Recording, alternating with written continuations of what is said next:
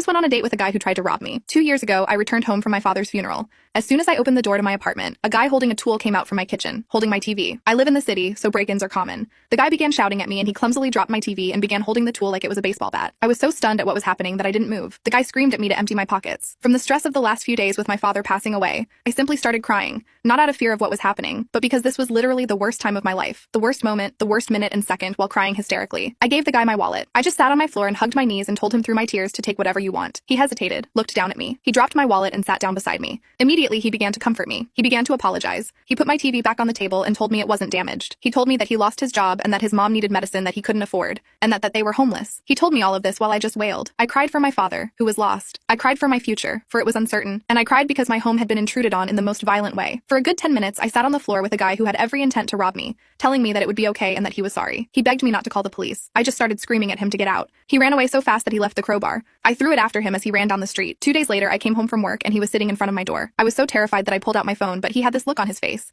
I'm not sure how to describe it. Remorse? Regret? He told me that he told his mom what he did and his mom made me some soup. He handed me this tiny bowl wrapped in tinfoil. Again, I was stunned and overwhelmed and angry that I sucked the bowl out of his hands and it shattered on the floor. I told him to leave or I was calling the police. He left. I remember he looked upset. I left the soup and shattered bowl outside my door, almost as a warning for him to not come back. About 3 months after that, I got a note in my mail slot from the guy. He told me his mother had passed away and that he was no longer homeless and that he had a job. He wanted to repay me for breaking into my apartment. He wrote down his address and told me that I was welcome to break into his place if I wanted, but he didn't have much stuff. This all overwhelmed me. I threw away the letter, but I remembered his address. I remember walking by there one day, out of curiosity. It was a ratty apartment building across the city. He was walking up to his room and he saw me. He waved. I turned away and left. He ran after me, apologized again, told me that he never meant to do what he did. He showed me the program from his mother's funeral that he kept in his wallet. He wasn't lying. She was real. He was real. He was a real person. I don't know what it was, but I believed him. We slowly began to grow together as people. I can't describe it. After a year of maintaining communication and learning about who he was, he enrolled in a local community college and began taking courses to earn credits before applying to university. I helped him study for his history class a lot. He's great at math and science, though. I never invited him over to my apartment. However, no matter how much I got to know him, I was still afraid of him. And he knew that.